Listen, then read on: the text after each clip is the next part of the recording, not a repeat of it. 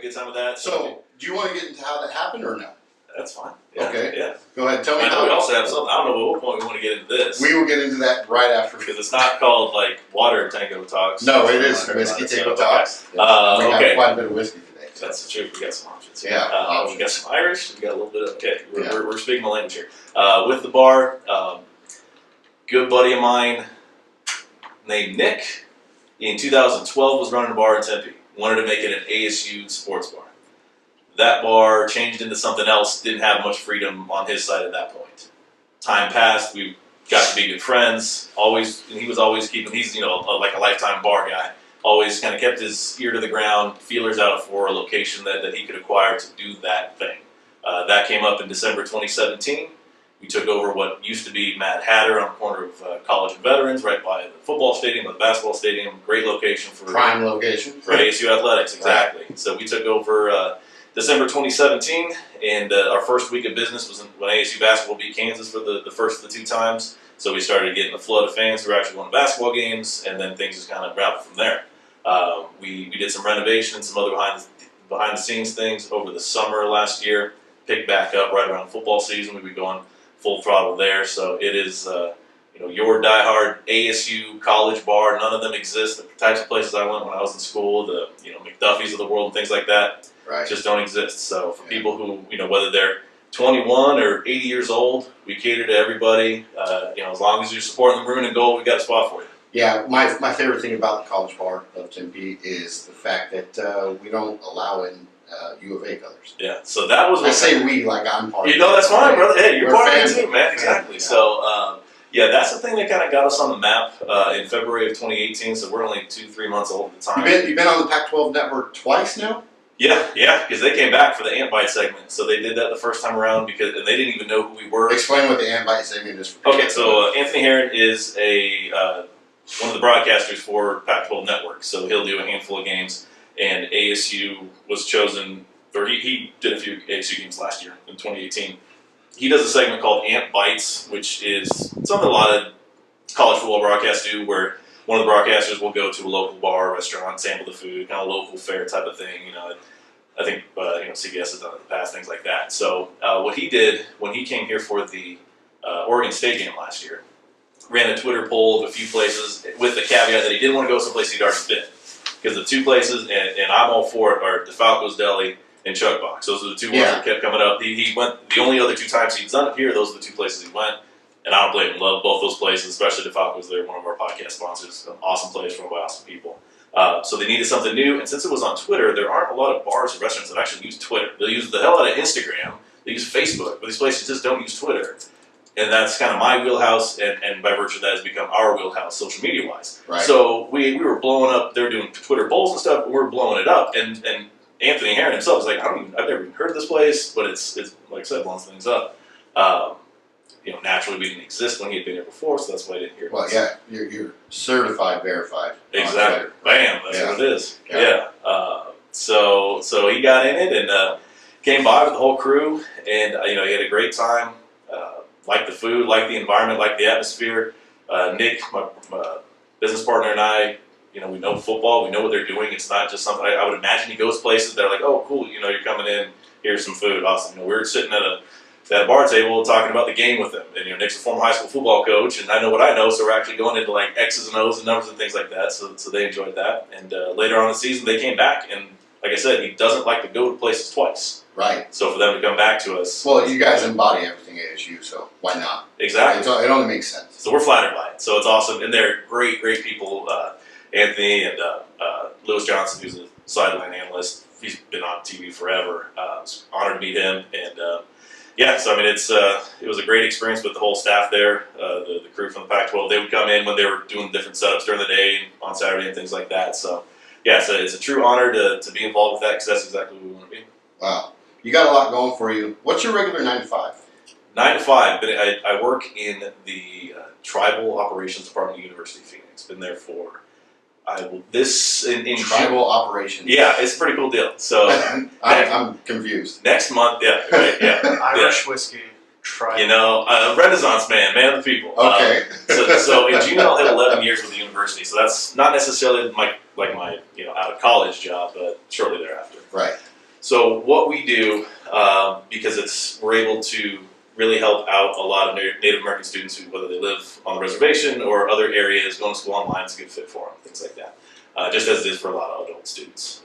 So within my department, what we do is we'll go out to job fairs, career fairs, conventions. I was out in San Diego for a gaming association convention about a month ago. Not too long ago. Yeah, about a month ago. Last October, went out to an education fair in Connecticut. So it's just kind of getting involved with that and create partnerships and things like that. So it's a cool deal because at first it's one of these jobs where you're one of thousands, and obviously my employer has downsized tremendously over the course of the decade plus that I've been there. But now it's more of a feeling that you're actually making an impact. Right. So it's perfect for me. I enjoy it. I've got a great team, great leadership.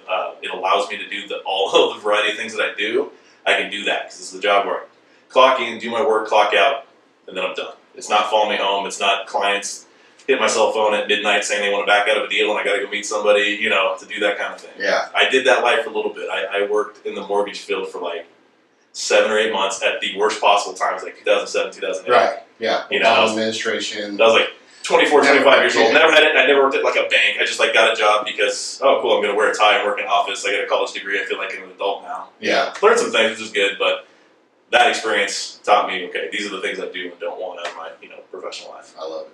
Well, you brought a bottle of whiskey. Yes. We gave you a bottle of Proper 12 Okay. Irish whiskey. Yes. You want to explain what your whiskey is you brought? Yes. Okay. So what we have here, I don't know what the appropriate camera would be to get a good view of what we have. Okay. Yeah. So we have a distillery edition of Jameson, obviously. So where did this come So from? this, of course, came from Dublin, Ireland. Dublin. Yeah. So I was in Dublin. It's got a nice little custom label there. Yes, I see this. I was there for St. Patrick's Day of 2017. So got this there. You can only get this at the distillery. Actually, it's the old distillery. It's a location in Dublin where they used to do the distilling. It was crazy because they did a multi-million-dollar renovation that had just opened up. Like they barely got it open in time in preparation of St. Patrick's Day. So we were the first week full of people to see this brand new Jameson distillery tour and things like that, which was awesome. So what this has become is it's Victory Jameson. Victory Jameson. That dates back again to when I was hanging out with my good buddy, now business partner Nick, when ASU made a run to the Pac-12 South title in 2013. Against Stanford. Yes, but that whole season, Yeah. Over the course of that whole season, he was running a bar, Firehouse, on Mill, and we would have Victory Jameson. ASU won a lot of games. We drank a lot of Jameson. We had a good time. So that's what this has become. So naturally, I've had this for more than 2 years now. Right. This has only been consumed on 3 occasions.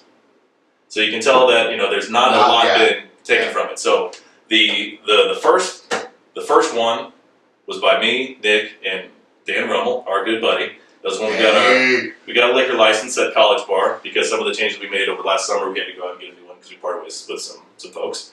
So once we got that, we had some Victory Jameson. That was the first time. So and that was August 30th, 2018. So I had this for almost a year and a half without even opening it. Second time, my cousin Andrew Velzy was in town, November 2nd of 18. What does cousin do? Cousin's a teacher. Okay. He came out for the Utah football game. Okay. At a hell of a time. He was back at it for Pats run too. So, but prior to that, I hadn't seen him in the better part of a decade. Yeah. So he came out. Definite victory. Exactly. Yeah. We are both, of course, we have Irish heritage, so it only makes sense to do that. And the third most recent time was St. Patrick's Day this past year. So that is what we have. So it is a custom that the consumers of the whiskey have to sign the box. Can I put whiskey Tango tops? That's exactly what I'd like you to do. So we're going to steer clear of this, and actually, another guy we know, Justin Wilmoth, he was drinking on St. Patrick's Day and caught that, not to write over that, which is probably a good idea. So we can go. Not right over. There's like a label down there. Gotcha. So I'd say wherever you're comfortable with, Gotcha. put the date, Whiskey Tango Talks, we will all sign it. I love it. We might as well This is try it first. yes. Cheers, Rob. Yeah, you got right. yours? Cheers. Cheers. Appreciate you having me on here, my friend. Thank you. That's actually really fucking smooth. Yeah. Yes. It's not bad. Dude, I rescind my dislike for Jameson. Yeah. That was really smooth. There you go. And it wasn't that. I mean, it was I think 55, 60 euro, and the exchange rate's not too far off. So Good stuff, man. Thank you. go. Yeah. My pleasure. What do we got? 517? Sir. That's it. Yep.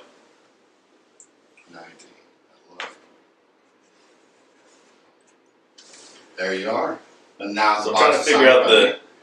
the threshold. I signed it too just to make sure that Threshold. it's legitimate. The threshold of what facilitates a drink. You know? Oh, dude, this is by far, Thank you, sir. having you on is fucking awesome, to be honest. A lot of, like I said, to me, you're the most interesting man in Arizona. I don't think people appreciate you for the person that you are.